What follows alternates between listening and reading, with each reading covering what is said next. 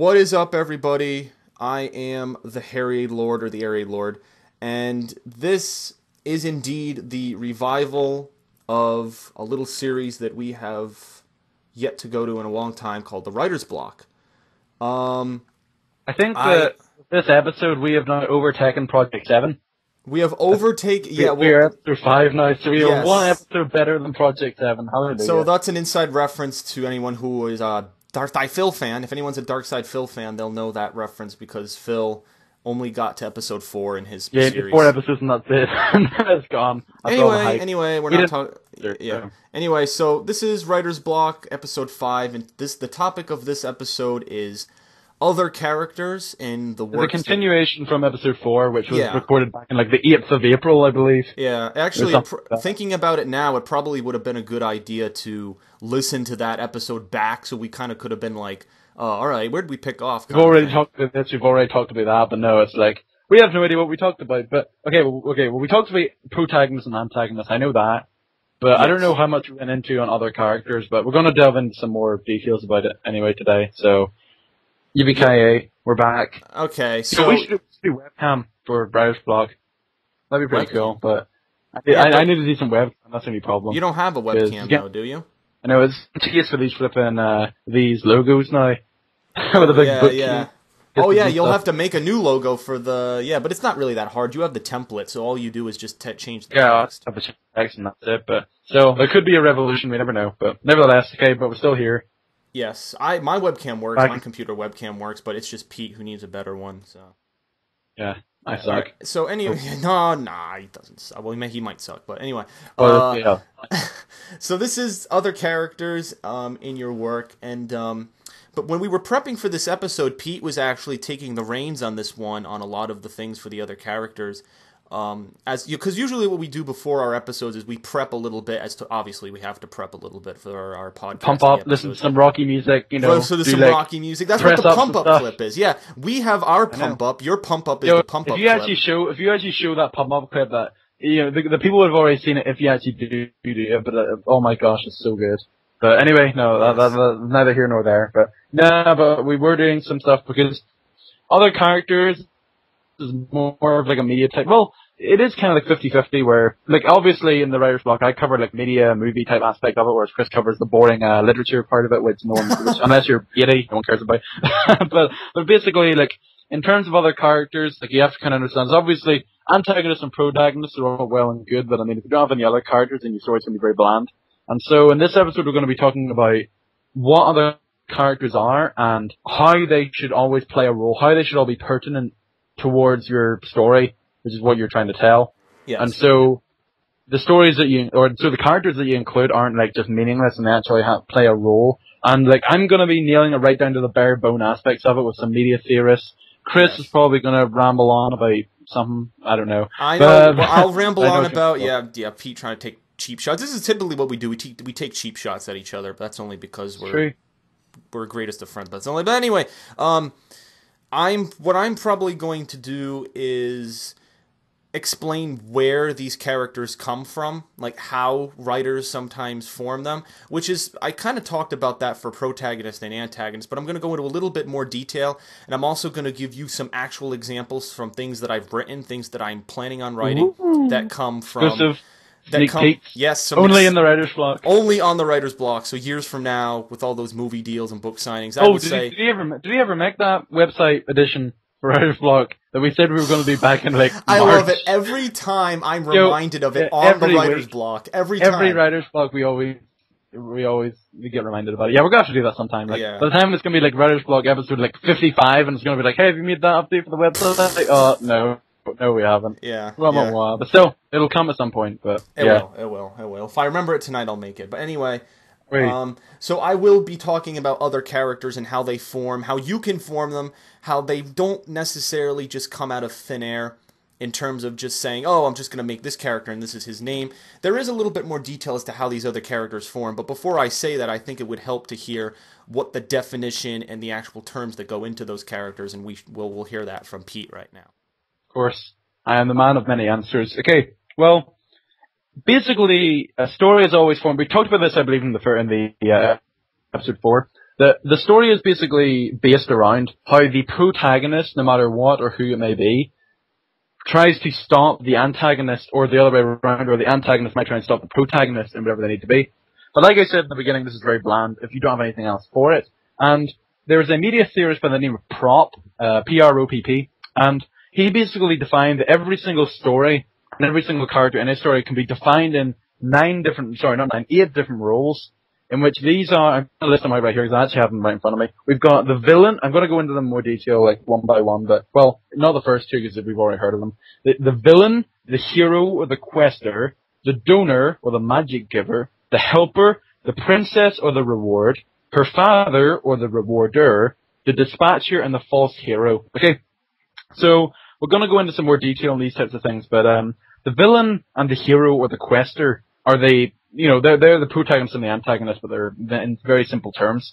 And so we don't have to go into that because we kind of went over that on episode 4. But here are the other ones. We've got the donor or the magic giver. These are the people that give basically Prop based this kind of idea around, say, like a classic like Prince Charming, like princess story, where like the classic cliche story where Prince Charming goes to the tower, defeats, slays the dragon and gets the princess as his reward, like that kind of thing. Like the very generalized, like story that we've all heard.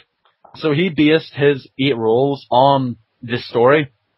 And so the donor would be, or the magic giver, but we're going to call him a donor because it's better. The donor is someone that gives Prince Charming like an item or anything to like help him on his quest. And so in this case, it might be maybe the general in like an army may give him like a diamond sword or something to help fight the dragon. He's the donor of the story, and basically they don't have that much emphasis. They're more of the people that they just kind of assist. They don't have much of like a main element to it. They're kind of the people where you have like your protagonist and whoever is with him, the helpers, which we're going to go into afterwards. They're going along their quest, and then they meet the donor at some point, and then he can either be a donor or a false hero, which is the last one that I talked about. And so if he's the donor, then he's a good guy. And so maybe the hero and his helpers may like stay with the guy, or maybe they'll learn a vital skill, in which case that could be the item that the donor gives him, maybe like a skill that maybe he's acquired. And so that's the main role of the donor. He isn't a very prominent character of the story itself. However, he is someone good to throw in there. Now, it's important to note that you don't have to have all 8 of these roles filled in a story. They're just kind of like optional ones. But for the most part, you'll almost always have a villain, a hero, and a reward, pretty much. And these other ones are kind of like ones that it helps if you have them in there. Like what I was saying, to kind of like spice up your story. And so that's the donor for you. The helper is someone that, this might take, well, I'm only halfway there, but so I'll try and, paraphrase some of these. The helper is someone who, he isn't the protagonist as such, but he's someone that he's kind of along the way with someone, like with the protagonist. He kind of helps them out. Maybe they die at some point during the story, or maybe during the end, but they're mostly there just to make it a bit less of more of just like a solo story. They're kind of there to maybe spice up the relief. For example, how boring would the movie Shrek be if Donkey wasn't there? Because you have Shrek and Donkey. Shrek is the protagonist because the film focuses more around him and his dilemmas. For example, like the intro sequence has only Shrek in it, and you're introduced to him first, which is why it emphasizes that Shrek is the hero and Donkey's the helper, because Donkey doesn't get much of an emphasis in the story. Yeah, and he also adds a comedic aspect, so it's a little bit more enjoyable. So helpers would have like the comedic aspect. It might have a fallout, which what Shrek and Donkey had during the film. They had a fallout. So you have all the conflict within the two of them itself. So it's almost like mini conflict within the big conflict, which kind of ties into the equilibrium aspect that I think I talked about earlier on in the series. So you have all these like, little mini crises during which maybe the protagonist might fall out with a helper. Maybe it's something permanent, but for the most part they always like reconcile and they continue on with their story. Yeah, the helper isn't really that much of a prominent role, but they do add in terms of like having more depth to your story, like I said before with the donor. But the helper is someone that you'd see more common. Most stories would have more than one just one person guiding it, unless it's like a solo survival story or whatever it is. But for the most part, it'll be helpers. It could be more than one. It could be like several. If you have like a gang of people, then you could have like more than one person. I know that the Orb only has one person. You have like Alex, but you have a load of donors, I believe, and that kind of thing. Like you have Noah's dad. have like I'm trying to think of something off the top of my head. I can't really think of it, but So this maybe is the author something. himself can say. Yeah, this was something that I was actually going to do. I was going to name some certain aspects of my book, maybe my first book and even the second book I'm working on, and Pete can kind of add his literary terms in describing how these characters add depth to the book, and then how I acquired these characters, and in acquiring them, how they connect to the terms that Pete is giving them. So Okay, well I'm about halfway there. So do you want to take a little moment to talk about some of the inspiration for it, and then once you get back to me, I'll talk about the other. The second half is more about like what you should accomplish at the end. Like half of it is about what you can accomplish at the end, and the other two are like other off ones. So I guess I'll let Chris talk about. Sure. I was actually going to draw a parallel to something you referenced. You referenced Shrek, how you meet Shrek, and you don't meet Donkey until, I don't know, how far would you say? You know, Probably like a fifth of the way through. Yeah. You know, he doesn't show up for a good part of the movie. And then he's kind of like this character. You know, he's Shrek's sidekick, or the term that Pete gave you. The helper. The helper, yes, which is, it's self-explanatory. So it's kind of funny, but there's a similar thing that goes on in my book, The Orb, my first science fiction novel that I've talked about previously on the Writer's Block. In episode 1, just for quick reference, Pete and I actually told or explained to all of you guys our entire writing history, like what we've written so far and how that's kind of impacted us and whatnot. So if you want to know about the Orb in full detail, you can watch episode 1. But not to get off topic, but in the Orb, something similar happens. Noah is the main character, and you see him not really by himself, but without Alex, because Alex is the helper to Noah. And you're not introduced to Alex until at least chapter 10. So for a good portion of the first part of the book, Noah's character is developed.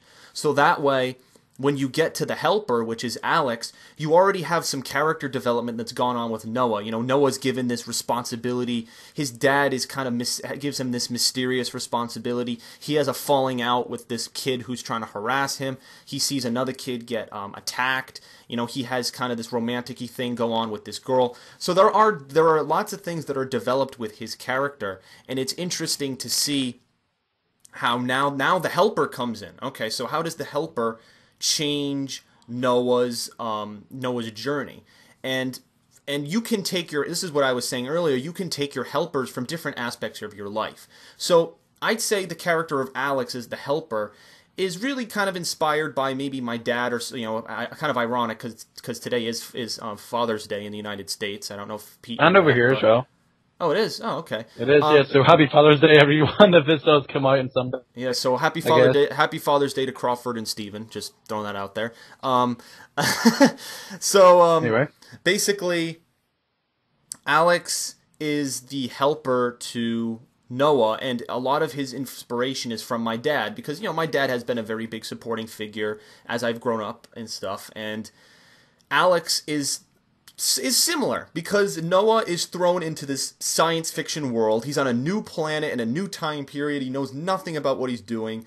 He literally almost freezes to death, and he's confused, and he doesn't know where he is, and Alex starts showing him this new technology. He tells them this legend of these two races that are fighting. So he kind of throws a lot on Noah, and it's kind of overwhelming for Noah. But Alex does it in a way that eases him into it. Like, Alex is trying to make sure that Noah's not overwhelmed by all the things that he's telling him, and he kind of takes it by a step-by-step process. And it's very ironic because Noah is all nervous, and throughout the course of the book, Noah gains confidence in himself through more of his trials and tribulations in this world, and it's actually Alex who starts to feel more nervous, because he thought he kind of had control over the things that he had done, but there are lots of unpredictable events that come up that I won't spoil that kind of kill his confidence, and then it's almost like a role reversal where Alex is kind of the frightened one about what's to come in the future, and Noah is the more brightful, futuristic kind of outlooking person about what, I can do this, I have this energy, I'm very confident, all this makes sense, all these facts are here, we should do it, let's go,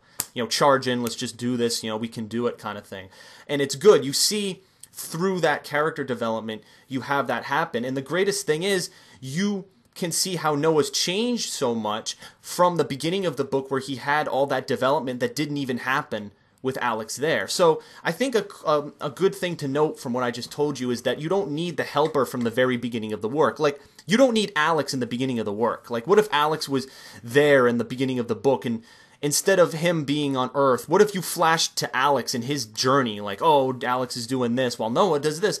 Like, it wouldn't make much sense, because the first time you see this science fiction world, it's from Noah's perspective. Because through the beginning of the book, you only see Earth in the future. Not too far in the future, but you just see a simplistic version of Earth. It's only when you come to this world that then Alex is introduced as the new character. I don't think it would make sense to jump to Alex when Noah hasn't made the transition yourself. Well, yeah, because Noah is basically a character version of, like, the audience. And so Noah's reactions to the world would be what the audience would be reacting to the world if they were in Noah's shoes. Whereas if you were to like position it to Alex, and he's like, oh, this is my home, this is how I roll, then the audience would be scratching their heads like, well, we don't really know what's going on. You'll all of a sudden hear all this terminology, and the audience would be like, what? Whereas if you have a character like Noah that's completely brand new to the world, then whatever questions Noah asks will be the questions of the audience themselves, and whenever they're reading it will be asking. Yeah. So that's the whole premise, I'm guessing, as to why Noah is there. I'd like to pose a question to Pete. So for my second book, and I'd also like the audience to think about this as well. In the second book, without spoiling too much, Noah and Alex get separated for most of the book. They don't end up... In the beginning of the book, they're together. Then an event happens that splits them apart. And then they don't actually meet up until pretty much the very end of the book.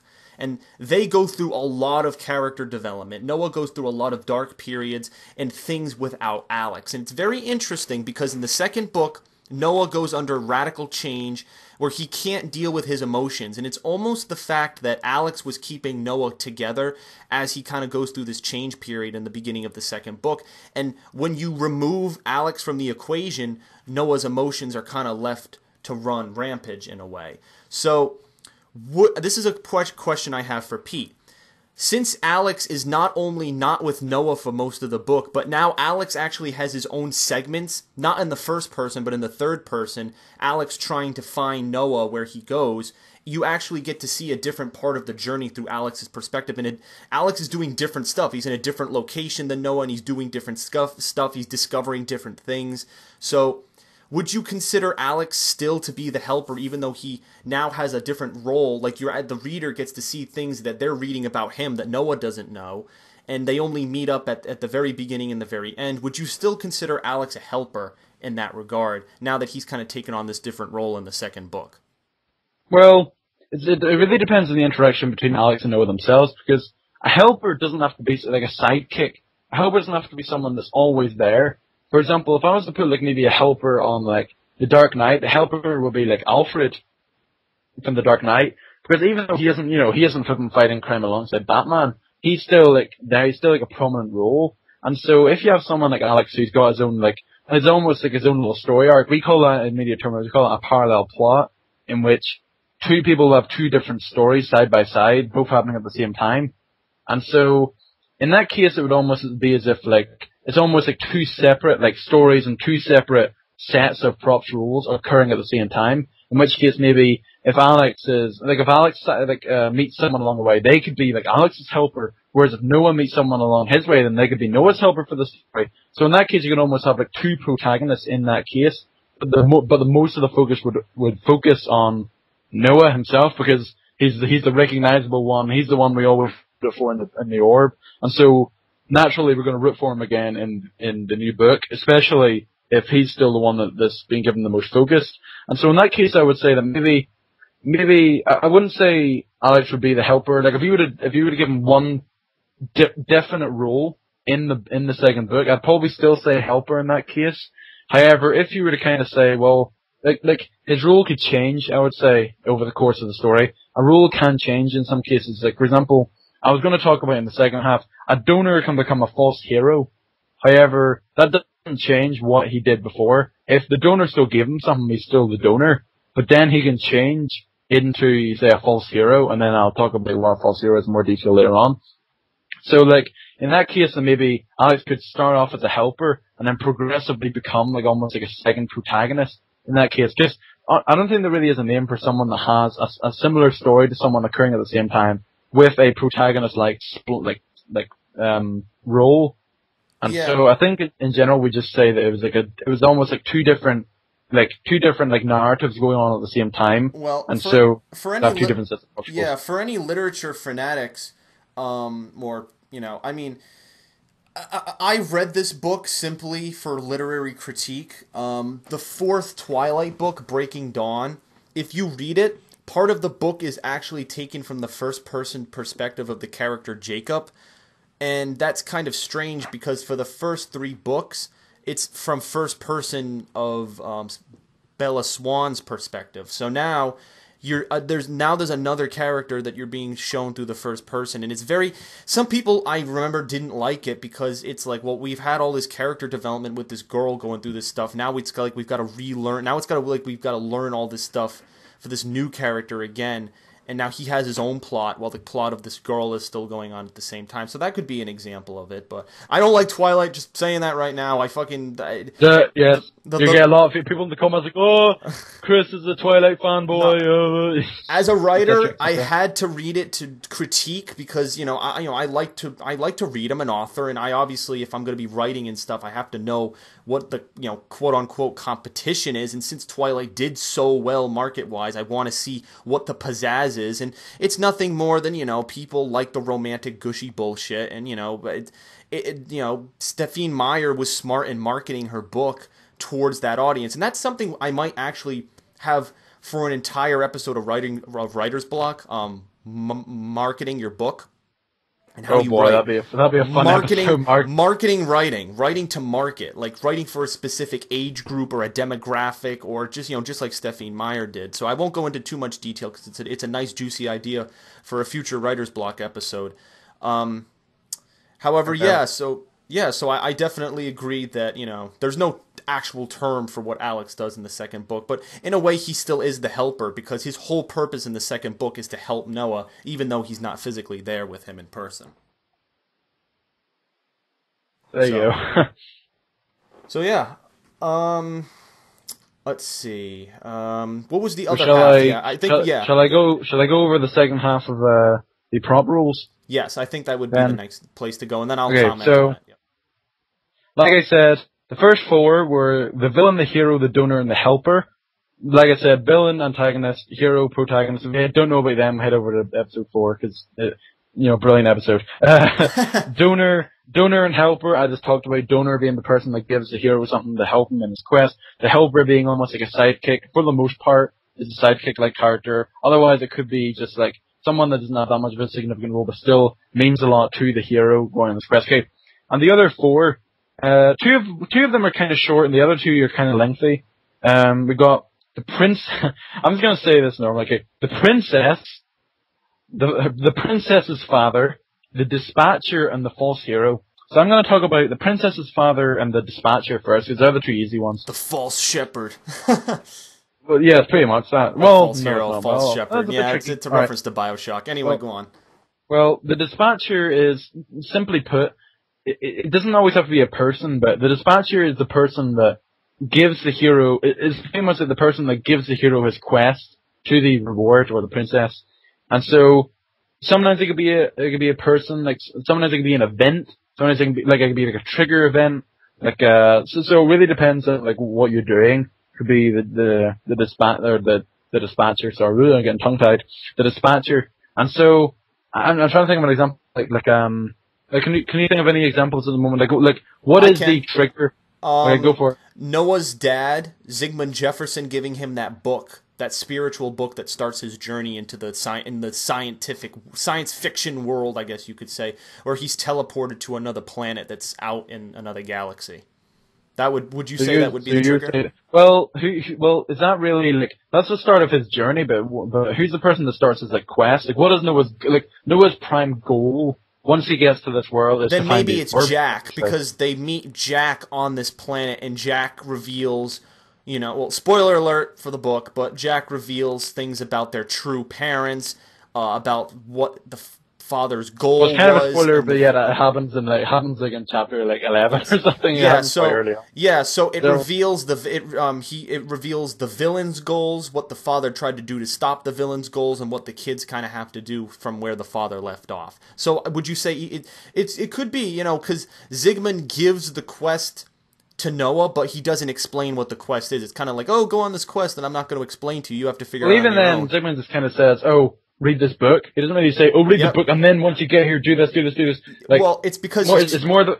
That's something. It's more than person that's just kind of like, all right, we need you to do this. For example, like I was saying in the classic Knight in Shining Armor Prince Charming story, it's kind of like, oh, like it could be like someone's like, oh, the princess needs saving. Oh, dear. Like once again, if I could put it to Shrek, like you could say like maybe what's his name, Prince Farquhar or King Farquhar? I don't remember what his name is. King Farquhar. Lord Farquhar.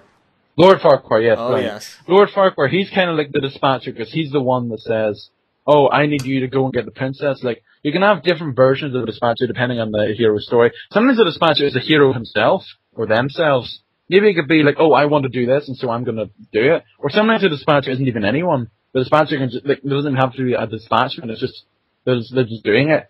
No one's told them to do it. They just are doing it. So, it's almost like in, say, I Am Legend. Like, there's no one that tells Will Smith, oh, you have to go and survive. The world has already, ended. So it's kind of his own survival instinct. Yeah, Will Smith could have pulled the David Carradine and fucking just ended it all. Instead, he could have, but no, instead. No, well, then I'd be the dog with no arm. I mean, come on. Yeah, the dog should have won the Oscar. Well, the dog could have done the same thing. Could have just followed the footsteps. Oh my! All right. Moving on. Okay. The prince. All right. It's funny because I'm going to do the princess's father before I even do the princess. But the princess's father. This is kind of a weird name for it, but another name for it is the rewarder. And this is kind of been made redundant over the past several years because over the course of these narratives, there hasn't really been much of a rewarder. Most of the time, the reward is that. It's just there's a reward in that. So there's no one they have to give you the reward. So like I said in the classic Prince Charming story. For some weird reason, it was always because of the flipping representation of women back then. Women couldn't have gotten married unless they had their father's consent. And so in this case, then the rewarder would have been the princess's father, because he would have been the one that said, "Oh, Prince Charming, your masculinity was shown so much in slaying the dragon. You can marry my daughter." That kind of stuff. Yep. And so the rewarder. In some cases, it can be like in some cases, your mic is fucking up, dude. They can still do something like that, but it's very uncommon. For the most part, yo, Pete, your mic's fucking up. You might have to take it out. Take your mic out and put it in. It's fucking up. All right. All right. Continue. What did you get to until my mic cut out? I think the last 10 seconds got cut out, so just rewind 10 seconds and play. Well, okay. Oh, were you not listening? Okay. I was.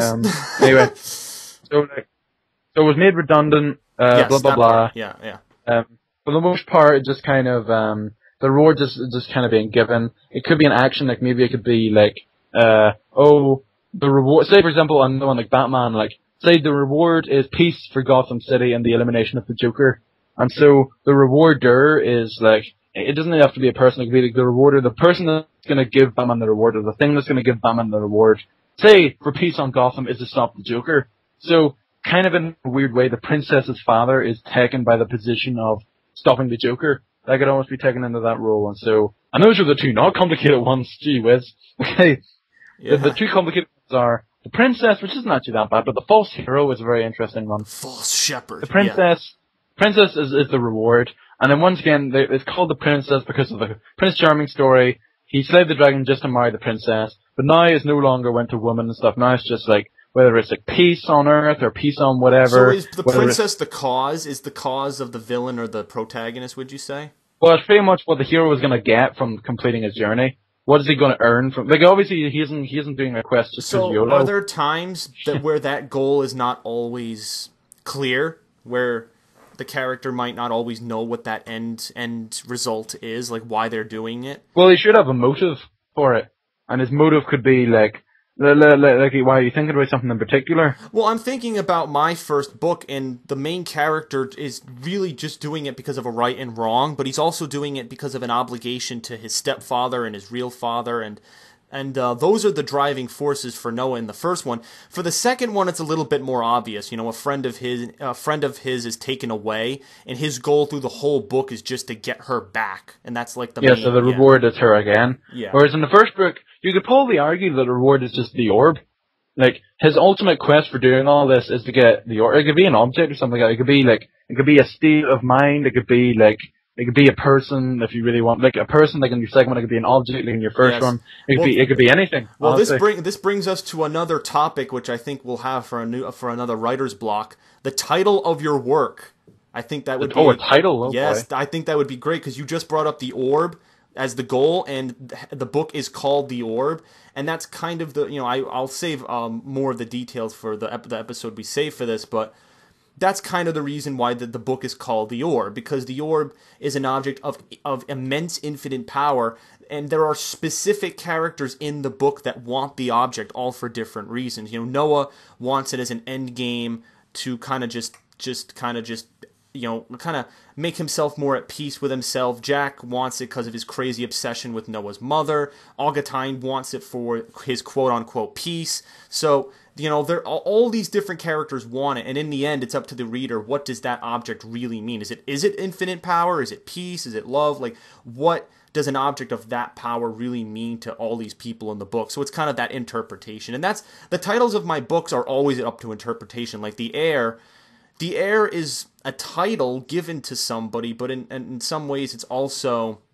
Well, it's a very ambiguous title. Like, the orb is kind of straightforward. Like, okay, the orb is what they all want to get. The heir is kind of like, well, the heir to what? The heir to what? The heir means a lot of things, and in the end, it's a statement that, and Jack makes this statement in the second one. Just to clarify, we mean heirs in H-E-I-R, not like heirs in. Yeah, not like Airbender. It might be confusing to people who don't know. Yeah, not like Air from the Legend of Korra, but so basically, yeah, heir is Jack makes a statement in the second one that we're all the heirs of our past. It's basically a statement that that the characters that endure a lot of bad things in the book are all of those things are happening because of things that have already happened and stuff, and that they're heirs to the things in the past and the future of what they can stop and stuff. So it's an all encompassing title and stuff. So we'll fully explain titles in a future episode, but Pete, for the princess thing, said that the orb could be, or I said that,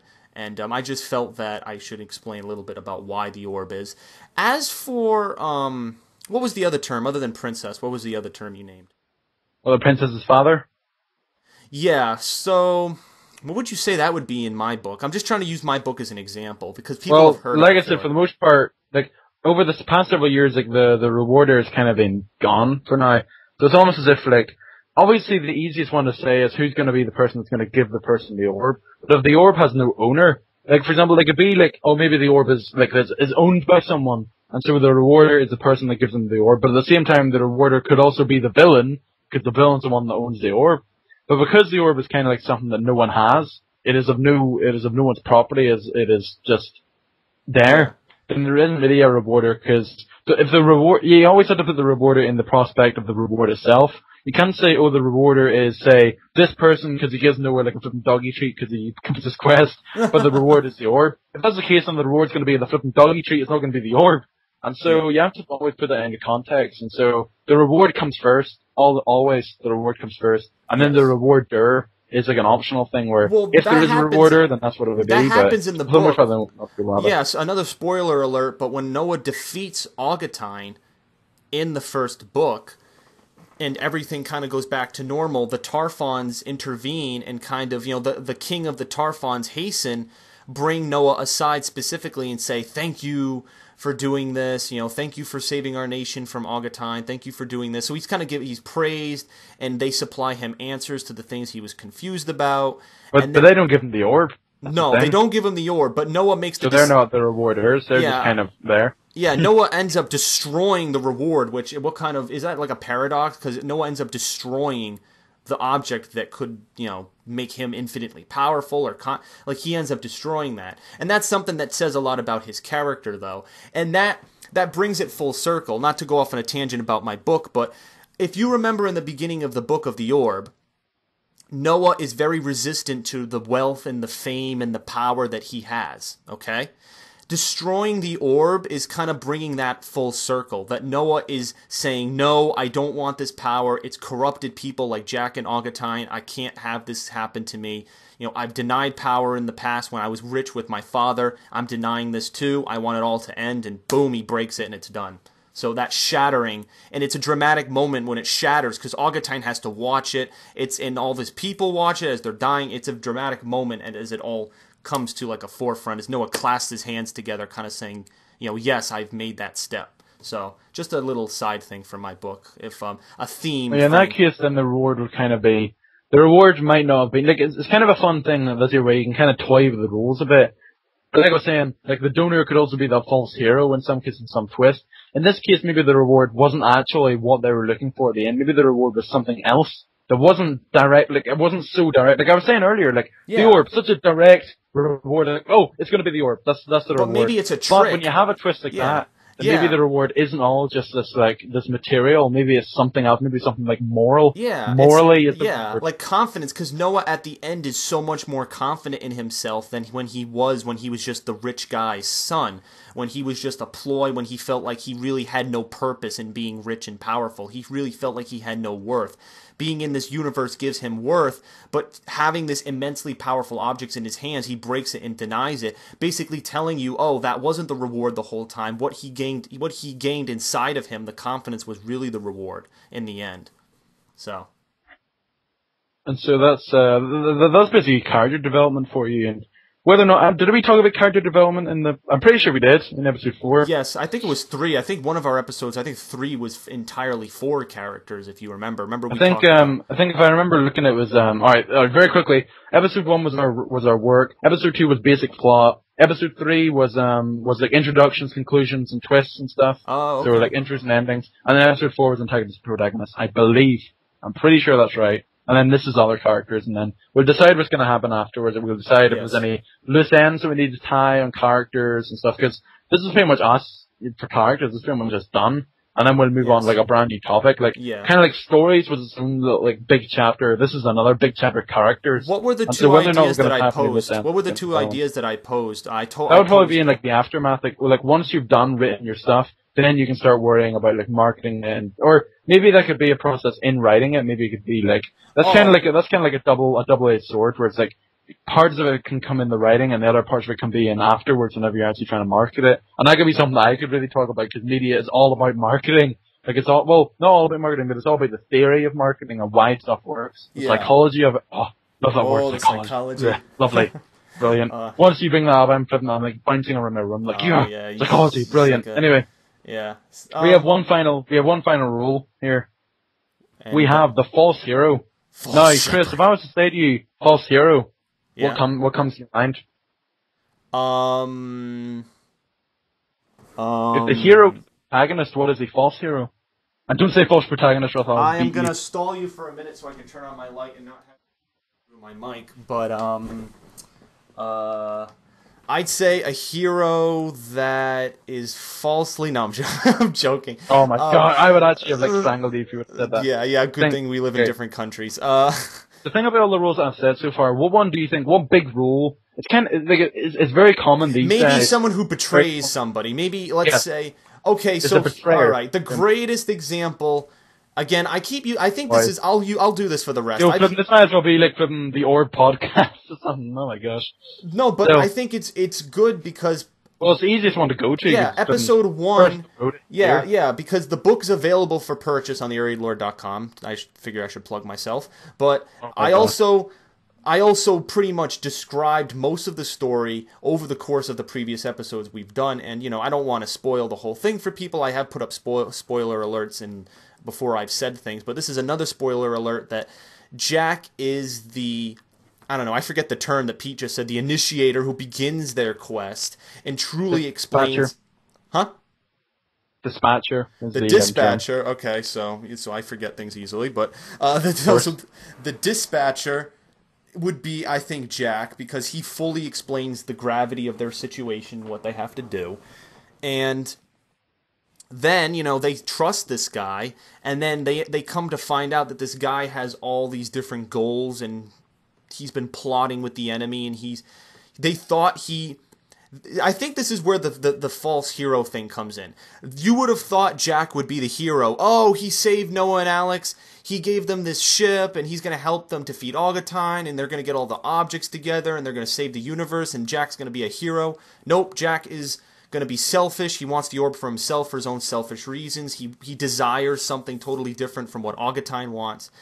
And then, come to find out that was kind of being played out throughout the whole book when you realize that there is, another Jack kind of lying out there once you read the end of the book and stuff. So that is an example, I guess, of a false hero, if Pete wants to go into a little bit more detail. Yeah, well, an interesting statement right here is the line above. Like, these are all, like, really good notes I've been, like, taking down in media and stuff. And here's a really good statement I remember someone quoting. It's a very good statement regarding these roles and regarding how they can flip-flop. It says, if a character deviates from their role, this can produce shock value for the audience.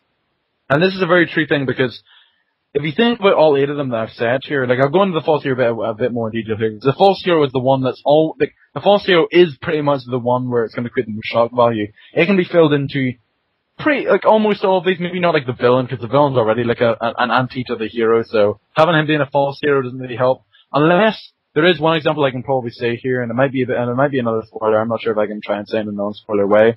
But you think about the donor, the helper, the reward. Not so much. The reward wouldn't always, unless it's gonna be like a complete shock and horror. Like flipping, like I was saying, what film? What was the film I was saying? I forget what film it was now, but it was way back when. Remember, I said it would have like a really ridiculous twist ending. The Mist. That film. Oh. Like that had a pretty ridiculous reward. Like the reward was like backfired, because it was still a reward, but it wasn't all like happy chaffy. It was all depressing and stuff. Like then the dispatcher and stuff. Like in Chris's case, the dispatcher was also the false hero in that case, and so it does create the shock value. That's the whole reason why the false hero was there. The false hero wasn't like a prompt role, like, oh, hey, my name's Steve and I'm the false hero of the story. Like, that kind of ruins it. Yeah, that's like, the creative thing, yeah. That's the creative thing you can do. And that's, I think that's the greatest thing when you mix roles. When you mix roles where some people have dual roles, just like Pete said, the dispatcher is also the false hero. And big spoiler for the second book that I'm writing. Oh my gosh, here we go. But we're whipping out all the spoilers here. Alright, go on. But the reward, Noah's reward in the second book, ends up also being a false hero. Dun dun dun. Yes, and it's a real switch. It's a real twist, because Noah goes through the whole book desiring this person, only to find out that this person has not been the most honest with him, as I'm trying to put it bluntly, not to reveal too much of the plot. I'm trying not to spoil too much, because you don't want to spoil the book doesn't even flipping released. Yes. So but just to put it bluntly, there are things that happens to Noah from this person that he doesn't expect, and his idea of his reward is drastically changed from that, and it's kind of a very dramatic moment from that. So I think the point is that you can mix and match roles in whatever you're writing, script, novel, whatever you want, whatever you write. You can comic book, why not? You can mix and oh yeah. Speaking of which, those guys. Oh, remember? boy. Oh my. We'll get to that. I guess we'll talk about that in the end. Yeah, we always wrap ups in the end. We'll do our wrap ups in the end. But yeah, that's the great thing. I think this is the great way to wrap up other characters and characters in general. That you can really mix and match roles in your work, and that's where part of the creativity from your writing comes in. It's unbelievably amazing to see characters play roles that you wouldn't expect. To see a guy that's been helping the protagonist suddenly have the change of heart, for a character to have had these desires for so long, then change and then go back, or maybe something's obscure, you don't really know what's going on. So all these different conflicting things come together in a story. And I think the important thing that the two of us have to explain is that none of this comes simply. It's not like you're just going to think, oh, okay, this is going to happen, and then this is, this is going to be my fault. It's not like you can identify this stuff, and I think we've said this for things in the past. It's not like you can say, okay, this character will be the false hero, this thing will be this thing. I think that will come from plot development, all the things we told you about plot, so I think a good idea would be to watch our 2 podcasts side by side, the one about plot and this one about the characters. Because as you analyze your plot and you set up the events in your head, it could be a good it would be a good general idea to maybe have a brief understanding of these roles, but then when you write it, to kind of flush them out, and then as you revise more and more and more and more, then it gets very ultra specific as to what's actually going on in the story. So that's great. It's great to see, because there's so many great works of art, video games, movies, books, TV shows, any type of media. I think games are really like expanding in terms of story. BioShock Infinite, excellent story. Last of Us, apparently, excellent story. You heard me saying every time Pete said false hero, I said false shepherd. Yeah, because you don't know what the term false shepherd means, but then come to find out at the end of the game, you're like, oh, that's what. And I have a video uploaded, part 31. I'm not trying to promote my channel here, but it's already on your channel, so yeah. Part 31 of my BioShock Infinite playthrough, the last video. I was just my mic was like halfway out, like it wasn't working. Oh my gosh! But I was speechless. Like honestly, I didn't say a word for about 10 minutes. I was like, yo, that's just not, I wasn't thinking about it. It was like someone slapping me across the face from fucking outer space. It was just like, how the hell? It was just. Did you just make a sound effect? It's because stuff like from games you don't expect such a story like that. And games is always like, oh, this is pick up the games, have a jolly good time. Like Call of Duty, no one expects a flipping breathtaking Call of Duty game. But then in Call of Duty 4, you had the nuke scene, and everyone was like, oh my gosh, this is actually like something good. And granted, I'm not saying that Call of Duty has like the flipping greatest storylines ever, but I mean, if all of a sudden Call of Duty Ghost came out with like a 20-hour campaign with completely innovative gameplay and an amazing original story that isn't cliche like all the other Call of Duty games, it could really blow people away. And I think that's why stories are so like undermined now, because it's all about online, gotta get that multiplayer in. When really you can still call it like BioShock Infinite proves that a game doesn't have to have multiplayer to still be spectacular. And I really wish that other gaming companies and developers can actually think about that. I know I'd like to pull the plug from Valve, who made Half-Life 2, and they made Half-Life 2 Deathmatch, but that didn't come for like another year until Half-Life 2 was made. And yet that always focused on the story. And granted, I'm not going to say that Half-Life 2 had the greatest story ever, but it was still something that was kind of gripping and still like you're still interested in. And so like that's why I think in video games, it's like that's why stuff like that, it shocks you so much. Because you never expect stuff like that. Like Heavy Rain, another one. Heavy Rain, no one expected that story to be so gripping and so, Even right now, I'm doing even right now, before I started this with Pete, today I was actually doing more The Last of Us, the latest PlayStation 3 exclusive from Naughty Dog, who is my favorite company, primarily because they made my favorite game series of all time. But The Last of Us, it's I don't want to spoil it for anyone. I don't even know how far I've gotten in the game. I'm probably not that far in the game, but the dialogue... You can check out the footage. What? You can check out the footage. Yeah, you can check out the footage, but the dialogue and the way the scene's set up and, the graphics, it's just, the way all these aspects come together it's very good. Video games are works of art, and it pisses me off when the general media blatantly stamps games as being a waste of time.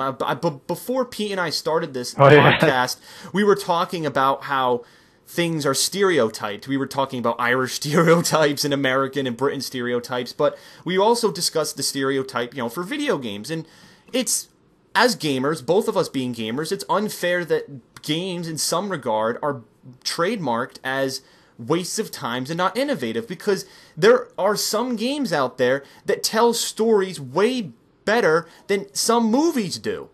I'm serious. A lot of my inspiration story-wise for my books and everything I've written, a lot of that comes from video games, believe it or not. The stories that have been told in video games. Particularly, I'm going to say Jak and Daxter because Pete had his chance with Half-Life. When Pete plays Jak and Daxter, he'll understand. The transition from Jak 1 to Jak 2 is one of the most begrudging, it's a transition that's not expected, takes the series in a very different, dark direction, and it works. It works for everything. Arby and the Chief as well. Oh, yeah, Arby and... And that's a huge one. You go and see, like, I actually like watched all of Arby and the Chief. Literally in like the span of a month, I got up, like I watched like flipping 7 seasons of Arby and the Chief. And then Yes. to see it, well not 7, but sorry, 6, because 7 isn't finished yet. And so, like, I watched all that and seeing it start off in like 2-minute clips with like, you know, little jokes and stuff, little like Halo inside jokes and stuff. To go to, if any of you've seen the newest episode of Arby and the Chief, you'll Descent. know what on earth we're talking about. Yeah, the newest episode that's been released, Descent. Like, we're not going to spoil it for anyone that hasn't seen it yet, but I mean, like, it's flipping. You would never expect, like, the opening transition of it is literally something that you would have never expected from a show to start off with that. Yeah. And I think we're going on a quite a crazy tangent here about characters and stuff. I think that's a lot of bonus we might as well have. So that's good. So to wrap it up, so if you want to start with the wrap-ups and stuff of things we... Okay, actually, before I go, like, this has kind of been irking me for the whole time. I did mention very quickly about how villains, like, sometimes villains can be false heroes because there's those two cases, and I'm pretty sure this happens in New York, I can't remember, where the villain tries to act good in a way. And you don't see that very often, but sometimes the villain is trying to, like, he's trying to side with the hero, and it's kind of in a way, like in Wreck-It Ralph, actually, of all films did this quite well, where the hero tried to, or the villain tried to explain to the hero, oh, you should do this and do that, and that's another case of, like, I'm not gonna spoil it because it's a pretty twist, but basically it's like flip-flop, and, like, the villain all of a sudden became the false hero, even though he kind of looks like a donor, but he's really, like, a false hero deep down, and you don't realize that until later on whenever you realize it's bluffing. That isn't really much of a spoiler. I mean, come on, it's a flipping villain. What do you expect? It's a flipping kids film. So, in cases like that, then they can flip-flop in a very kind of where the way. villain, the villain tries to convince because this happens in my book. Augustine tries to convince Noah that with the orb, he's not going to do evil. He's going to do good. You know, I'm doing good with the orb. He tries to convince. He's like, I'm doing this, there won't be any pain or suffering, if you join me, we'll do this, and so he makes an attempt. In the book, he makes an attempt to prove that what he's doing is... Sometimes the hero falls for it, in fact, for the most, like, probably 75% of the time the hero does fall for it. They're like, yeah, okay, we'll help you out, and then obviously they get backstabbed through some cases. And then that's just one film I'm thinking about where it actually worked out. Like, in one of the Austin Powers films, the villain actually became a false hero and stayed that way. He actually became good at the end, but I'm not going to spoil which one it was because, you know, I don't want to spoil that much about it, but still. So, interesting enough. So there's characters for you, and I'm not too sure whether we can, like, whether there's anything else we have to, like, talk about. Like, I think that video game is art thing. Like, I think we could probably squeeze that in, and maybe, like, I think we could probably do an episode on, like, like all kinds of different forms of, like, stories and stuff, and hey, I think that video game one was pretty interesting. I just wanted to interrupt for a minute. Everything we've talked about in this episode has given me a really good idea that I might implement into my first book, because I'm currently editing my first book, and it's going to be finished 100%, no more editing by the end of this summer, officially, so I'll have it ready for when I go to college. There's an idea that I had in my head that actually might fit with Noah's character. Now, here's how the events... Oh, another exclusive? Yes, this is a big spoiler, but here are the events that were originally supposed to take place in the orb. Noah and Alex face off against Augustine and his robot helper, D-Bot. So Noah defeats D-Bot, and then Alex gets knocked down by Augustine, so it's kind of Noah versus Augustine. And then Augustine does what I just said. He says, I'm not trying to do anything bad with the orb, I'm trying to do good things. You know, your life can be fixed. Now, here's the original scene, what I was going to do. Noah was going to accept defeat and kind of just give in to Augustine, okay? And then when Augustine thought he was going to, you know, give in, basically Noah was going to say, like, kind of like April Fools, and then just kind of hit him, like, unexpectedly, kind of trick him kind of thing. And then, you know, try to catch him off guard. However, I want to know, and you can even write in the comments what you think about this, if I should do it or not. And Pete can tell me right now. I was thinking of Noah actually giving in to Augustine, like actually letting Augustine have the orb, and then Augustine saying, you know, and then Noah's like, wait, you promised us this, and Augustine saying, nope, sorry, and then he escapes, and then they have to go after him and undo everything that's been done. So that was an idea I actually only thought about because we did this podcast. So I'm very happy that it gave me that idea. Oh, well, there you go. Not saying I'm going to do it. Yeah, I'm not saying I'm going to do it, but what do you think, Pete? Well, does that mean there's going to be another, like, edge to it? Does that mean, like, because in that case, if Noah's is going to, like, hit him right there and then does that, then, you know, is that, Like is that where like the final conflict takes place, or was Augatine always going to get away no matter what? See, here's the thing. Okay, here's the thing. Augatine was always going to get the orb somehow, but I could never find the right scene. Originally, now here's the progression. Originally, two giant monsters were going to appear and trap Noah and Alex, and then Augatine was going to get the orb. And I'm like, okay, that's stupid. Who the fuck are these monsters? I don't explain it all. Let's erase them. So I deleted that, scrapped that idea. The next idea was Augatine was going to reveal an alternate power of the spirits where you can control lightning, and he was going to shock them, and then he was going to get the orb through that method. And then I was like, well, the idea for lightning doesn't come up in the second book, and that's where the true powers of the spirits with cloning and lightning is really explored. I don't want to get into that now.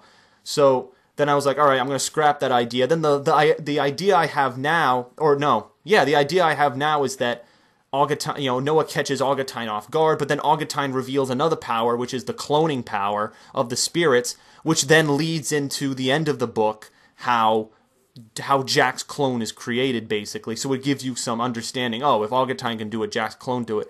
That way, the idea of there being a clone isn't a completely foreign concept. However, I just think that it doesn't make much sense. It would make more sense for Augatine to get the orb through a convincing method, through his deception, if he was to get it. I think it would speak more to his character, and I think it would speak more to Noah's character, because Noah falls for it, falls for his life being better from the orb, and then you have that scene chapters later where he destroys the orb, which kind of cancels that out. I think that would be good. I'm thinking that would be a really powerful scene. Well, alright, well here's my thoughts here. Okay. Number one, if you do this, well then will there be any mention of the cloning at some point? That's something I think I'm going to have to mention the cloning. You're going to have to mention it at some point, otherwise the ending's going to be very like, whoa, what? Like, yeah, clones, because Jack, even at the end, Jack's like, oh, your dad somehow knew how to clone me. I was like, no, that doesn't make sense. So I'm like, all right, I got to find a point in the book where I can insert it as this, wow, this is like a really advanced power. If you have something like that as a very cheap, where it's almost as if like two superheroes are fighting each other, and then like one superhero all of a sudden like just lifts his hands up, and then like he's about to die, and he lifts his hand up, and then like all of a sudden the other superhero gets hit by like a meteorite, and he's like, oh, by the way, that's my other power, and now you're dead. Like the audience would kind of feel like cheated. They'd be like, oh, come on, we didn't know about that, that was pretty dumb, especially if we're rooting for the one that got killed. So in a case like that, definitely try and if there's another place you can squeeze the cloning thing, I think I can. The cloning thing, you know what? I can. When Scarfar is teaching Noah the light energy, and then they get ambushed in the sanctuary when they're trying to get the skull, there's a fight scene where Scarfar, Alex, and Noah are fighting off against the TheAireaids that are ambushing them.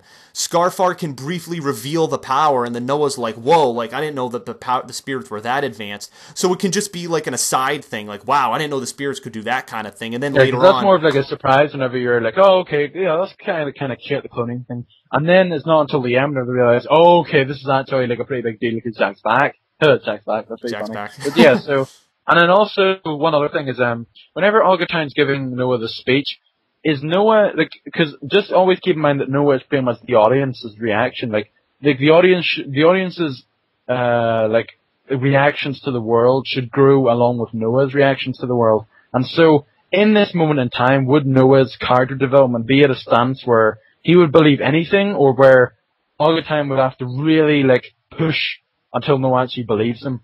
Like, it depends on what way you're going to be. Just think about what your audience will be thinking. Because if Augatine says, oh, if you give me the orb, then I'll do good stuff and whatnot. That's kind of not very convincing. And then if Noah believes it, the audience will be like, oh, you're so gullible. Well, he also reveals some stuff that he didn't know. He's like, your father worked with me and believed in my vision. You should believe in my vision too. So he reveals some things that Noah doesn't know, kind of be like, oh, like, Noah's like, really? And he's like, yes, yes, come to me, child. Like, here's the orb. That kind of thing. Yeah. Like, that kind of like hunky-dory If you at least have that stuff, and if it's convincing to the audience, it should be convincing to Noah. Always keep that in mind, that you're pretty much, the Augatine in the film was talking to the audience rather than Noah. So whatever Noah believes in, or whatever Noah's going to say, then that's what the audience should say, and they should be comfortable in that decision. Yeah, but here's the thing. So Scarfar convinces Noah, or tries to convince Noah and Alex, that the light energy is something that can heal the universe, but Augatine is taking it to an extreme. And Noah says, okay, I understand the light energy, I have it. So this is something I should ponder within my head, probably deep thought, but I'm just speaking it out loud. how Noah, understands the light energy through all these teachings and the trials and tribulations that he's gone through, and he does have moments of confidence and sticking up for himself. I don't know. I just think it would be kind of weird for his character to do something. Also, Alex, I would have to change the dialogue because Alex would be really disappointed. Like, how could you almost betray me to fucking let him have it after all the things that we've done? And I don't know. And Well, somebody you should think about anyway. So okay. it'd be a lot more less forceful, and it would show like Augutine's cunning and how. Would you say Augutine's someone who, at that period of the book, is more of someone that would reason, or more of someone that would just be like, give me it, or else I'll like beat you up, or I'll cut your throat, or whatever. He's reasoning. He's a kind of person that jumps to that conclusion only if he has no choice. You see that. Yeah, he fight? So he fights with words rather than with violence. Then yeah, most of the time he tricks.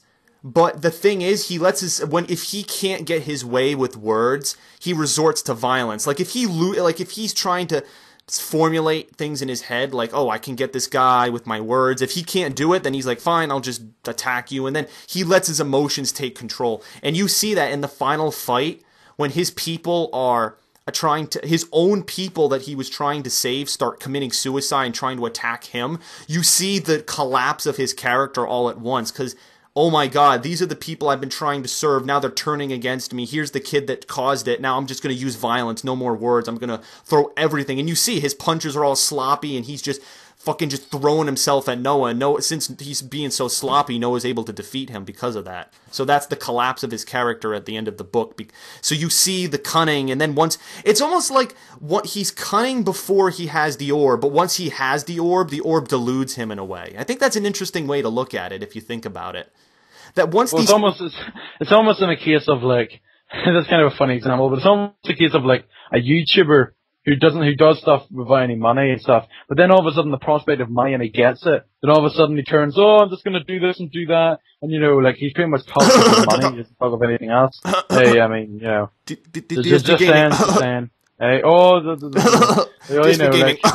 Anyway, oh my gosh, you haven't said it enough, but so. Maybe something that was a funny little example. Yeah, and you also get to see the power. Do you remember the scene where Jack tries to set up Noah and Alex, and then the Crimson Soldiers intervene and they corner Jack, but Jack has the key of power, which gives him part of this light energy power. Remember, he has that power. It's almost like that deluded him in that moment, and then Augutine having the orb deludes him. So I don't know, I'm rambling a lot about this, but I think... Yeah, that was crazy. I think I've struck gold. I really think I've struck a really good thing, and I'm happy that this podcast episode... So live so it's almost as if, like, the flipping miracle workers, like, we've done miracles on the podcast, so now you should do miracles at home. Yes. I really hope people actually, like, take this for granted. Like, I hope people aren't like, I just listened for this while I'm flipping, flipping burgers. Like I'm flipping burgers or something. Like, I hope there's some people out there, like even if it's like two people or one person or whatever. No, there's a fan of mine. I know some of my fans by name who like this stuff. There's a fan of mine, Lightside to Dean, or I believe his real name's Kyle, who always, consistently, when I did fan mails, his questions always had to do with my book. He and some of my other fans were some of the inspiration as to why, when Pete offered this idea, I was like, you know what, that'd be a great idea, because I've been wanting to bring my book onto my channel, and I've just never had the proper way to do it. This is perfect. So, Pete, to answer your question, there are people who do care about this, and I think the constant gameplay might have pushed it under the rug, but I am going to promote this, like it, and to try to spread the word as much as possible. And then all the usual stuff. And then Pete can like and favorite it, so all of his 1 million subscribers can... all my 2 subscribers, yeah. But still, okay, so I guess that's us wrapping up now. Okay, I guess some final words. Okay, website. Now, we've got to flip and do this at some point. TheAireaidLord.com is the website. Literally, I remember I said a few episodes back, like, I'm gonna put up all this stuff that I've been talking about up here, because I've got literally just notes and stuff, like, just like, I've got a file dedicated to, like, media news and stuff, and it's literally a goldmine for this stuff. And so, like, I could literally just, like, retype up the stuff and just say, alright. Like, for example, the rules, I could have just said, okay, here are the rules from episode 5 I was talking about, boom, boom, boom, boom, boom, and give you some examples, give you, like, examples from the orb, give us examples from, like, practical movies that you've probably seen, give us some examples from the one that says here, from washing machine advertisements, washing powder, where the hero is the washing powder, the villain is the dirt, the helper is the human / the water, and the reward is clean clothes. Why not? Why not? There's the rules. So, you can have stuff like that there. We also have, about the book and whatnot. I mean, yeah, I think the website, we might as well expand it. I mean, why not? It'll give us some extra use anyway. So I'll promote TheAireaidLord.com. Another thing that we haven't gone to in a long time is that little challenge that we posed to ourselves months ago about Louise, Pete. And maybe hopefully we'll have time to do this over the summer. Pete trying to write something in a novel fashion, me trying to do it in a script fashion. I am saddened, not so sad. Technically, you've already done it, eh? Wink, wink. Hey, huh? Technically, you've already written something in the script fashion, eh? No, actually, I haven't. Remember this time last month? What could you have possibly have done that was could have been written? Well, yes, that RB and the Chief birthday video, but I didn't write that. I didn't write anything in Microsoft Word. That was literally just right there. Nope, that was all off the top of my head, dude. Quite literally. Yeah, No scripting was involved in the making of Pete's RB and the Chief. I couldn't do that, honestly. I have to write everything down. So sometimes I even write some of these stuff like Prop and Barfez and Twitter I have to write. Well, I think my mind, I guess this is a bad thing about my mind, and Pete can contest to this, that I think about things a lot. Like, Pete made a really weird joke before this podcast, and I keep asking him to tell me what it is. Nope. But but I think about things a lot, and one of the things I think about a lot is my books and my stories. So I think about what's going to happen in my book series a lot, so I never really forget about it. So that's what helps me. So I do have notes and notes upon notes of stuff from my book series, but most of the time when I think of an idea, it usually doesn't leave my head. I can usually remember things pretty well. So okay. Also, interviews. Well, I have not contacted that guy since he stopped contacting me, which was in early April. So I might as well just send another YouTube message. I mean, it really can't hurt at this point. I might try and send a message to someone. Yeah, you know what? Actually, Pete, you send the message this time. I've already sent him 2. You send him a message and say that I'm your, you're the other half. Yeah, you're the other half. I'm the other guy, or what? Huh? He's the other. I'm the main guy. Hey, I'm the boss of the. Yeah, he's the boss. He's the Irish boss, and he's gonna stick I'll send 2 messages, I guess. 2 messages. So.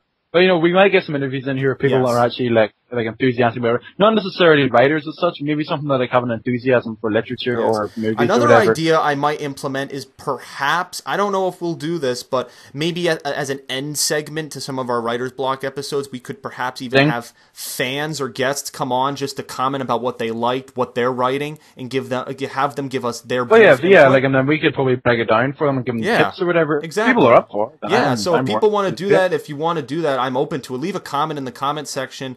I might even mention it in my gaming update so more people know and stuff.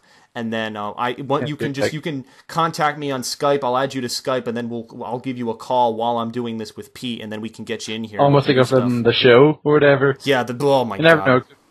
Could be something like that. Hey, yeah, live stream webcams. Yeah, we can combine it. Yeah, the AireaidDog presents the show. My god. The AireaidDog. That's probably the only combination we could get. The AireaidDog. Yeah. Oh well. Okay. All right, guys. Thank you for watching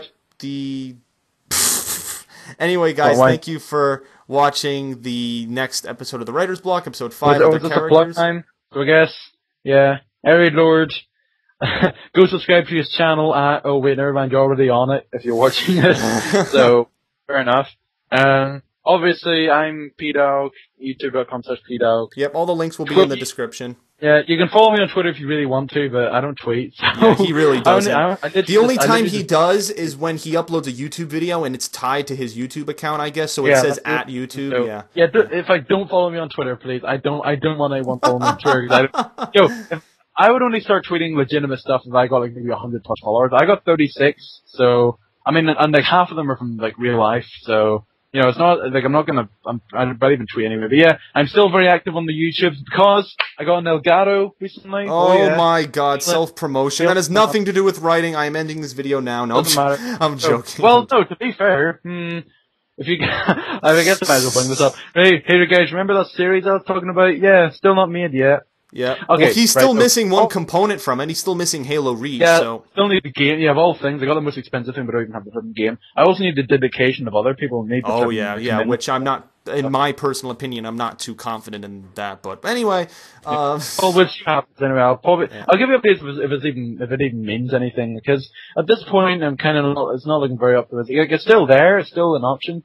I think I remember in episode 1 I was talking about, even if it doesn't go to plan, at least I have all like the character bios and stuff I can use in other projects if I really wanted to do something. So it's not as if it's like a completely lost project. And then, it may still happen, but what am I saying? Yeah. So and then in terms of what I'm doing, as I said, I'm revising for the final time my first book, The Orb. I'm hoping to have it done. I will have it done, finalized, 100%. No more working on it by the end of this summer. When I go to my freshman year of college later this year, I'll have a finished product for my creative writing class, which I'm taking my freshman year, and I'm also on the side working on the second book because it's going to be quite a long book, so that's also what I'm doing on the side. And then Chris, where can we buy this book?